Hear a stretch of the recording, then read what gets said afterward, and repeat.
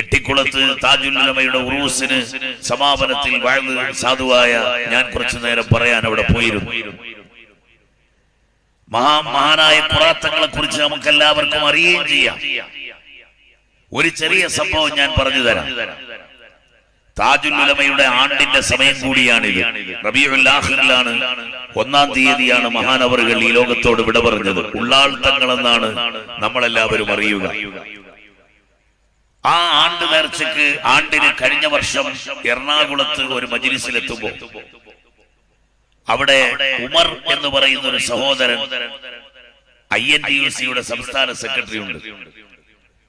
സാധുവായ എന്നെ പ്രസംഗത്തിന് വിളിക്കുമ്പോൾ തന്നെ അതിന് തൊട്ടു മുമ്പ് 2 മിനിറ്റ് ഉമർക്ക് പറയും എന്ന് പറഞ്ഞു. ഉമർക്ക് കയറി നിന്നിട്ടൊരു സംഭവം പറഞ്ഞു. ബഹുമാനപ്പെട്ട ഖുറാത്തങ്ങളുടെ ഒരു വിശേഷം മറ്റൊന്നുമല്ല, ഇദ്ദേഹത്തിന്റെ അടുക്കൽ മോസ്റ്റ് മോഡേൺ ഫാമിലിയിൽപ്പെട്ട എറണാകുളത്തെ ആലുവയിലെ ഒരു ഫാമിലി ഇദ്ദേഹത്തോട് പറഞ്ഞു, 12 കൊല്ലമായി സന്താനങ്ങളില്ല, ഇനി കയറി ഇറങ്ങാൻ ഒരു മെഡിസിനുമില്ല, പല കൃത്രിമ യാന്ത്രിക മാർഗങ്ങളും നോക്കി, പക്ഷേ വിജയിച്ചിട്ടില്ല, എന്താണ് ഒരു പരിഹാരം? അദ്ദേഹം പറഞ്ഞു, ഞാനൊരു പാവപ്പെട്ടവനാണ്, ഞാൻ എന്ത് പരിഹാരം പറയാനാ? പക്ഷേ എനിക്കൊരു നല്ല സ്നേഹമുള്ള തങ്ങളെ അറിയാം, ആ തങ്ങളെ പറഞ്ഞു തരാം, നിങ്ങൾ അദ്ദേഹത്തിനോട് പറഞ്ഞാൽ മതി എന്ന് പറഞ്ഞു. ആരാന്ന് ചോദിച്ചപ്പോ വലിയ തങ്ങളായിരുന്ന താജുൽ ഉലമയുടെ മകൻ സയ്യിദ് ഖുറാത്തങ്ങളാണെന്ന് പറഞ്ഞു. എട്ടിക്കുളത്ത് ചെന്നാൽ കാണാമെന്നും പറഞ്ഞു. അങ്ങനെ ട്രെയിനിൽ ഇവർ യാത്ര ചെയ്ത് എട്ടിക്കുളത്തെത്തി. എട്ടിക്കുളത്ത് ചെന്ന് ഖുറാത്തങ്ങളെ കണ്ടു നോക്കുമ്പോ പെട്ടെന്ന് തന്നെ മഹാനവറുകൾ നൂറുകണക്കിന് ആളുകളെ സ്വീകരിക്കുന്നതിന്റെ ഇടയിൽ 12 കൊല്ലമായി കുട്ടികളില്ലെന്ന് പറഞ്ഞപ്പോ വെള്ളത്തിലേക്ക് ഒരു കുപ്പി വെള്ളമെടുത്തു വരാൻ പറഞ്ഞു. വെള്ളമെടുത്തു കൊണ്ടുവന്നപ്പോ ജസ്റ്റ് ഒന്ന് ഊതി കൊടുത്തു, എന്തോ ഒന്ന് ചൊല്ലി ഊതി കൊടുത്തു. ഈ പാവപ്പെട്ട ഫാമിലിക്ക് ഇതായിരിക്കും മരുന്നെന്ന ഒരു ധാരണയുമില്ലായിരുന്നു. ഇവരെന്തൊക്കെയോ പ്രതീക്ഷിച്ചാണ് പരീക്ഷണശാലകൾ മുഴുവൻ കയറി നടന്ന ഇവർ അവിടെ എത്തിയത്. അപ്പൊ ഇവരെന്ത് ചെയ്തു? അവിടുന്ന് വേറെ അന്തം വിട്ടിട്ട് അവിടുന്ന് തിരിച്ച് യാത്ര ചെയ്തു.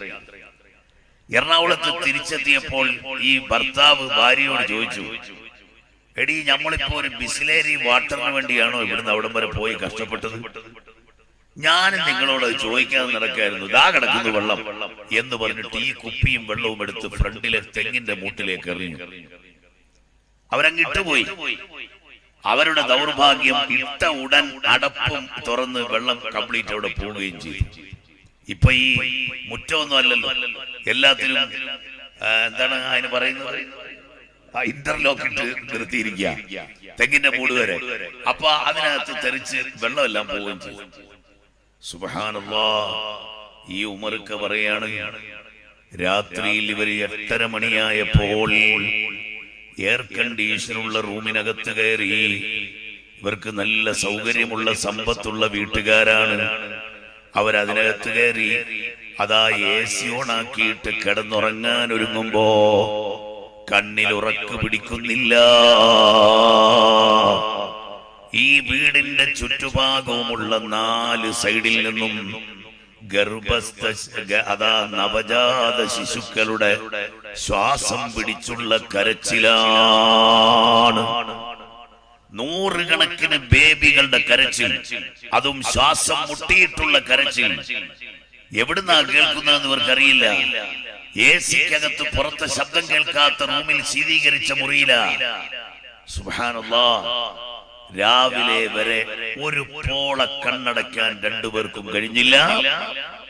ഈ കുട്ടികളുടെ കരച്ചിലോടെ കരച്ചിൽ. അവസാനം അവർക്ക് മനസ്സിലായി ഇതിൽ പ്രശ്നങ്ങളുണ്ട്. ഒരു കോമൺ സെൻസ് വെച്ച് അവർ മനസ്സിലാക്കിയതാണ്. അവർ ഉമർക്കായ രാവിലെ തന്നെ വിളിച്ചു. ഉമർക്ക, പേടിച്ച് വിറച്ചിരിക്കുകയാണ് ഞങ്ങൾ 2 പേര്.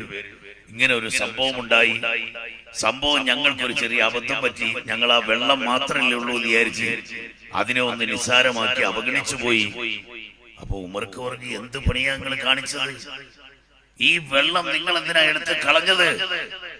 അത് ഞങ്ങൾ ചെയ്തു പോയി ഉമർക്ക, പരിഹാരം എന്തെങ്കിലും പറഞ്ഞു തരണം. ഉമർക്ക് പറഞ്ഞു, അവിടെ പറഞ്ഞ ഭാഷയാണ്, ഞാൻ ജാഹിലാണ്, എനിക്കൊന്നും അറിയില്ല, നിങ്ങൾ ആ തങ്ങളുടെ അടുത്ത് തന്നെ പോയി പറയാന്നല്ലാതെ ഒരു രക്ഷയില്ല എന്ന് പറഞ്ഞു.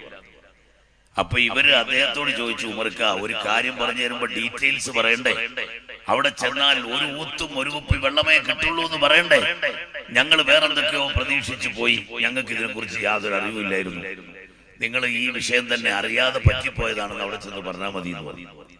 രണ്ടാമത് എട്ടിക്കുളത്തേക്ക് ഇവർ പോയി. മഹാനായ തങ്ങളവറുകളെ കണ്ടിട്ട് പറഞ്ഞു, അന്ന് വെള്ളം മന്ത്രിച്ചെന്ന് ഞങ്ങൾ അറിയാതെ എടുത്ത് കളഞ്ഞുപോയി. എന്ത് പണിയാ നിങ്ങൾ കാണിച്ചത്? എന്റെ ഉപ്പ താജുൽ ഉലമ ഇജാസത്ത് എന്ന പരിശുദ്ധ ഖുർആനിൽ നിന്നുള്ള ശിഫാഇനുള്ള ആയത്തുകളല്ലേ, അല്ലെങ്കിൽ അതല്ലേ ഞാൻ മന്ത്രിച്ചത്, എന്തിനാണ് എടുത്തു കളഞ്ഞത്? എന്തായാലും എന്റെ അടുത്ത് ചോദിച്ചിട്ടൊന്നും കാര്യമില്ല, ഞാൻ പൊരുത്തപ്പെടാതിരിക്കാൻ പറ്റുകയുമില്ല, പടച്ചവനോട് ചോദിച്ചാൽ മതി എന്ന് പറഞ്ഞു. അപ്പൊ ഇവർക്ക് തോന്നി പടച്ചവനോട് ചോദിക്കൽ ഇച്ചിരി എളുപ്പമുള്ള കാര്യമാണ്, ഇവർക്ക് അത്രേ മനസ്സിലായുള്ളൂ. എന്തായിരുന്നാലും സാധുക്കളാണ്, അവരെ കുറ്റപ്പെടുത്തിയിട്ട് കാര്യമില്ല. അപ്പൊ അവര് അവസാനം അവിടെ നിന്ന് കരഞ്ഞ് പറഞ്ഞിട്ട് ലാസ്റ്റ് പറഞ്ഞു, ഒരു കുപ്പി വെള്ളവും കൂടെ അവിടെ നിന്ന് മന്ത്രിച്ചു തരണം, അതിപ്പോ വേണ്ട, ഇനി അടുത്തൊരു തവണയാകാം. ഇത് ഖുറാത്തങ്ങളുടെ ശൈലിയേ അല്ല, അടുത്ത തവണയാകാമെന്ന് പറയൽ. നമ്മൾ ഖുറ എന്ന് പറയുന്ന ഈ ഖുറ എന്താന്ന് നിങ്ങൾക്ക് അറിയോ? കർണാടകയിൽ മഹാനഗറിൽ നിൽക്കുന്ന ചെറിയ പള്ളിയും മദ്രസയും ഉള്ള ഒരു കേന്ദ്രം. അവിടെ ആയിരക്കണക്കിന് ആളുകളാണ് കാണാൻ ചെല്ലുന്നത്. നമ്മൾ ഇവിടുന്ന് തിരുവനന്തപുരത്ത് നിന്ന് വണ്ടിയൊക്കെ കയറി അവിടെ ചെന്നപ്പോ തങ്ങളെ അന്വേഷിച്ചപ്പോ തങ്ങൾ അവിടെ ഇല്ല, എവിടോ പരിപാടിക്ക് പോയി, അല്ലെ ഗൾഫിൽ പോയി എന്ന് കേട്ടാൽ എത്ര വിഷമം വരും. ഇത് മനസ്സിലാക്കിയിട്ട് തങ്ങള് അവിടെ ഒരു ഹൗദിലുള്ള വെള്ളം മന്ത്രിച്ചിട്ടിരിക്കുക. ആളുകൾക്ക് വെള്ളം അത് ശിഫാഇനെ എടുത്തുകൊണ്ട് പോകാം. അത്ര വിശാല സ്വാതന്ത്ര്യം കൊടുത്ത തങ്ങൾ ഇപ്പൊ വെള്ളം മന്ത്രിപ്പിക്കേണ്ട, അടുത്തൊരു തവണ ആകട്ടെ എന്ന് പറഞ്ഞ് അവരെ തിരിച്ചയക്കണമെങ്കിൽ ഒരു വല്ലാത്ത ക്രാന്ത ദർശിത്വം ആ മഹാനിലുണ്ട് എന്ന് നാം മനസ്സിലാക്കണം. അതുകൊണ്ട് നമ്മുടെ വിഷമത്തിന് എന്തെങ്കിലും ഒന്ന് പറഞ്ഞുപോയി എന്നിട്ട് എന്തെങ്കിലും ആയിപ്പോയാൽ സുബ്ഹാനല്ലാഹ് നമുക്ക് ബുദ്ധിമുട്ടാണ്. കാരണം അവരൊക്കെ വലിയ മഹാന്മാരും വലിയ സാദാത്തുക്കളും അതുപോലെ താജുൽ ഉലമയെ പോലെ മൂർച്ചയുള്ള ആർജവമുള്ള മുസ്ലിം ഉമ്മത്തിന്റെ നേതൃത്വത്തിന്റെ മകനുമാണ്. പിന്നെ ഇവിടെ ഇരുന്നുകൊണ്ട് പറഞ്ഞല്ലോ, എന്തിനാ ഈ 9 മാസം ആശുപത്രി സിയാറത്ത് ചെയ്യുന്നത്? എത്ര ക്രിട്ടിക്കൽ സ്റ്റേജിലും ഞാൻ സാധാരണ പറയാറുള്ള ഖുറാത്തങ്ങളെ നിങ്ങൾ ഫോൺ ചെയ്യേണ്ടതാണ്. കാരണം ഫോൺ ചെയ്താൽ ആശുപത്രിയിൽ സിസേറിയന് വേണ്ടി ഹോസ്പിറ്റലിലെ ഓപ്പറേഷൻ തിയേറ്ററിലാണെന്ന് പറഞ്ഞാലും തങ്ങൾ പറയും ചെയ്യാൻ അനുവദിക്കണ്ട. അപ്പൊ പിന്നെ ചിലര് ചെയ്യാൻ ഇനിയിപ്പോ എന്തായാലും ചെയ്തു കൊണ്ടുപോയി കീറാൻ പോകുന്നു.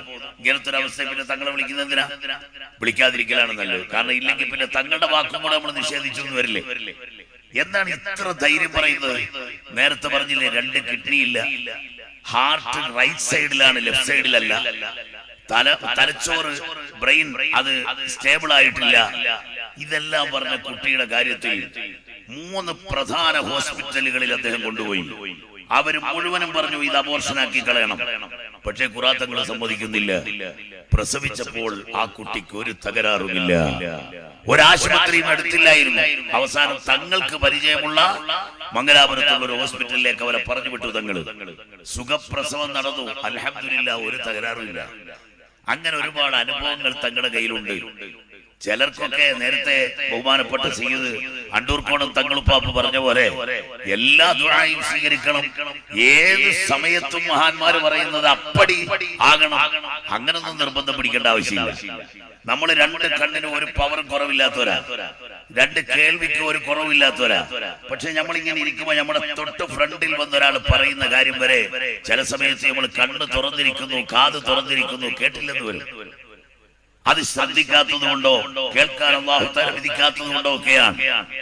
അല്ലാഹുവിന്റെ ഔലിയാക്കൾക്ക് ഇഷ്ടമുള്ള അവസരം അല്ലാഹു തആല കൊടുക്കും. പക്ഷേ ചില സമയത്ത് അത്തരം കാര്യങ്ങളിൽ അവർ ശ്രദ്ധിക്കാൻ അവരുടെ ശുഗല് കൊണ്ട് ചിലപ്പോൾ സമയം ഉണ്ടാവില്ല, അല്ലെങ്കിൽ അത് പരിഗണിക്കുന്നുണ്ടാവില്ല. അതുകൊണ്ട് ആ വലിയന്റെ അടുക്കൽ ഒരു പ്രാവശ്യം പോയപ്പോ എനിക്ക് കാര്യം സാധിച്ചില്ല എന്ന തരത്തിൽ വിശ്വാസം നഷ്ടപ്പെടാൻ പാടില്ല. ശൈഖുന ഉമൈനല്ലൂർ ഉപ്പാപ്പ തെക്കൻ കേരളത്തിൽ ഇതിഹാസ നായകരായ അള്ളാഹുവിന്റെ ആത്മീയ നേതാക്കളിൽപ്പെട്ട മഹാനായിരുന്നു. ജാടയൊന്നും കാണിക്കാത്ത അള്ളാഹുവിന്റെ ആത്മീയ നേതാക്കളിൽപ്പെട്ട വലിയ മഹാൻ. ആ മഹാന്റെ അടുക്കൽ ഒരിക്കൽ ഒരാൾ വന്ന് പറയുമ്പോ ഞാനുണ്ട്. അയാൾ പറഞ്ഞു, ഉപ്പാപ്പ അവിടുന്ന് പറഞ്ഞ പോലെ യാസീൻ ഓതി, ഒരു യാസീൻ ഓതിയപ്പോ നടന്നില്ല, രണ്ടാമത്തെ യാസീൻ ഓതി അപ്പോഴും നടന്നില്ല, മൂന്നാമത്തെ യാസീൻ ഓതിയപ്പോ റാഹത്തായി എന്ന് പറഞ്ഞു. നമുക്ക് 3 യാസീൻ ഓതാൻ നിനക്ക് അവസരം കിട്ടി എന്നല്ലേടാ വിചാരിക്കേണ്ടത് എന്താണ് മറുപടി പറഞ്ഞത്. അപ്പൊ അതുകൊണ്ട് എല്ലാ കാര്യവും എപ്പോഴും എന്ത് ചിന്തിച്ചാലും അങ്ങനെ തന്നെ നടന്നു കിട്ടും എന്ന ശൈലിയിലല്ലല്ലോ മഹാന്മാരായ അല്ലാഹുവിന്റെ ഔലിയാക്കളുടെ അടുക്കൽ പോകുന്നത്. നമ്മൾ ഭൗതിക തലത്തിൽ ഡോക്ടറെ അടുത്ത് പോയാലും അയാളുടെ അടുത്ത് പോകുന്ന എല്ലാ ചികിത്സയും കറക്റ്റ് ആകും എന്ന് പറഞ്ഞാണോ പോകുന്നത്? ഭൗതിക മാനദണ്ഡത്തിൽ തന്നെ അങ്ങനെയില്ല. അത് യന്ത്രം മുമ്പിലുണ്ട്, കാണാനുള്ള സൗകര്യമുണ്ട്, എല്ലാം ഉണ്ട്. നമുക്ക് ബോധ്യപ്പെടുന്ന വിഷയമാണ്. ഓപ്പറേഷൻ തന്നെ സ്ക്രീനിൽ കാണിക്കും. എന്നിട്ട് പോലും അങ്ങനെയാണ്. പിന്നൊരു ധൈര്യം എന്താ അറിയോ? ചിലപ്പോ നമ്മൾ തങ്ങൾപ്പാനോട് ചോദിച്ചിട്ട് കുടുങ്ങിയിട്ടുണ്ടാവും.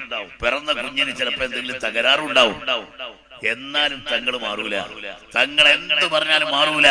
എന്താ വിഷയം? 12ാമത്തെ മാസം തുടങ്ങുമ്പോഴാണ് തങ്ങളുടെ ഉമ്മ പ്രസവിച്ചത്. 12 മാസത്തോളം ഗർഭാശയത്തിൽ കിടന്നിട്ട് ഒരു തകരാറും സംഭവിച്ചിട്ടില്ലെന്നതിന്റെ നേർസാക്ഷിയാണ് തങ്ങൾ. ആ കിട്ടുന്ന ധൈര്യം ചെറിയല്ല. തങ്ങളോട് ഞാൻ പ്രത്യേകം എടുത്തു ചോദിച്ചു ഒരിക്കൽ സംഭാഷണത്തിൽ. തങ്ങൾ പറഞ്ഞു, എന്റെ ഉമ്മിച്ച് പറഞ്ഞിട്ടുണ്ട് 12ാമത്തെ മാസം തുടങ്ങുമ്പോഴാണ് എന്നെ പ്രസവിച്ചത്. അതുകൊണ്ട് സഖാഫി ആര് പറഞ്ഞാലും ഞാൻ കുലുങ്ങൂല. അള്ള വിധിച്ചതല്ലെങ്കിൽ മരിക്കും, അല്ലെങ്കിൽ അവയവങ്ങൾക്ക് പ്രശ്നം ഉണ്ടാവും.